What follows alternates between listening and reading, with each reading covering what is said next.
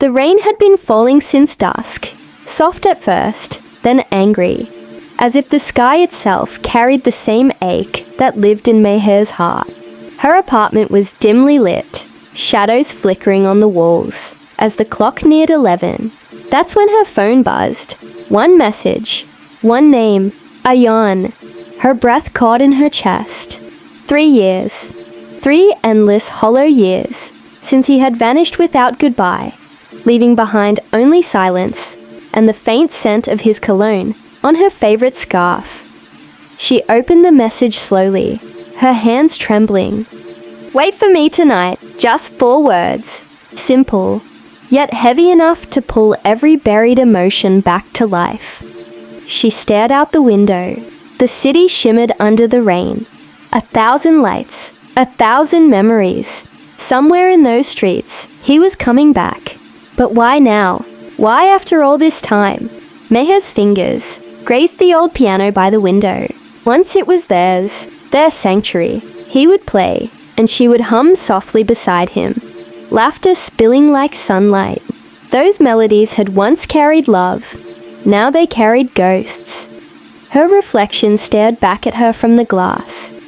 Tired eyes, soft lips that had forgotten how to smile. Love had aged her gently but painfully. The clock struck 11:47. A knock. Her heart froze. For a moment, she couldn't move. Then she opened the door slowly. And there he was, Ayan. Rain clung to his hair, his shirt soaked, his face pale yet alive. His eyes, those same deep eyes that once made her forget the world, looked at her like she was both home and punishment. Neither spoke. The air between them was thick, trembling with unsaid words. Finally Meher whispered, "You shouldn't have come." He took a shaky breath. "I shouldn't have left." Her tears welled instantly, but she turned away, hiding her face. 3 years, Ayan. 3 years of silence. Do you know what that does to someone who loved you? I do, he said softly, stepping inside.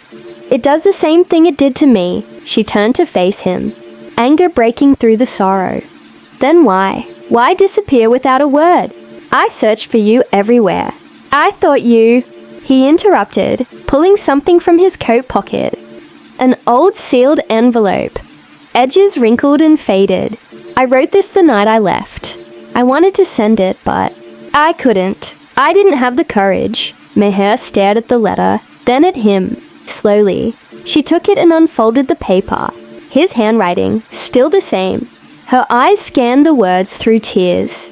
He had written about everything. The debts his father left behind. The threats that followed. The night he realized staying would put her in danger. His leaving wasn't betrayal. It was protection. When she looked up, his eyes glistened under the dim light. I thought if I walked away you'd be safe. I thought you'd hate me, and that hate would heal you. But I didn't hate you, she whispered. I waited. The rain roared louder outside, thunder rumbling like the echo of their pain. Ayan took a cautious step closer. I saw your name on that poetry book last month. Every line. It was me, wasn't it? She laughed bitterly through tears. It was everything I couldn't say to you. Their eyes met. A collision of longing, regret, and something dangerously close to love. Do you still play? He asked, nodding toward the piano. Not since you left. He moved toward it, fingertips brushing the keys. A faint melody filled the air. The same one he used to play for her, slow and tender. She hesitated, then sat beside him. Her hand trembled as it joined his. For a moment, it felt like time had folded back.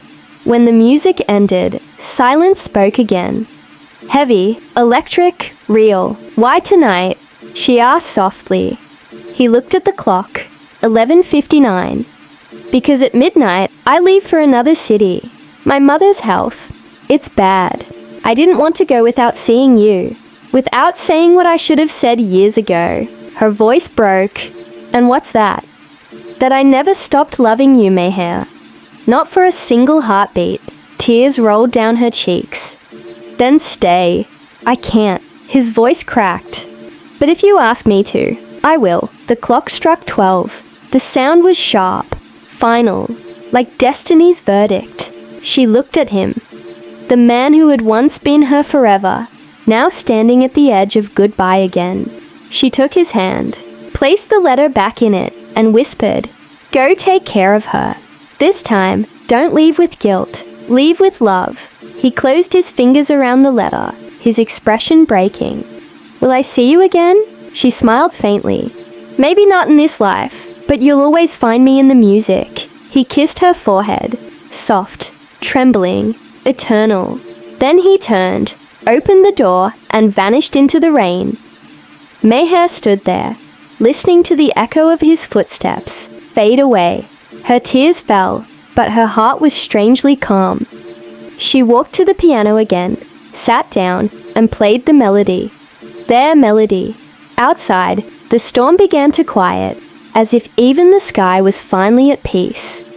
And as the final note lingered in the air, she whispered to the night, "Goodbye, Ayan, until the next midnight."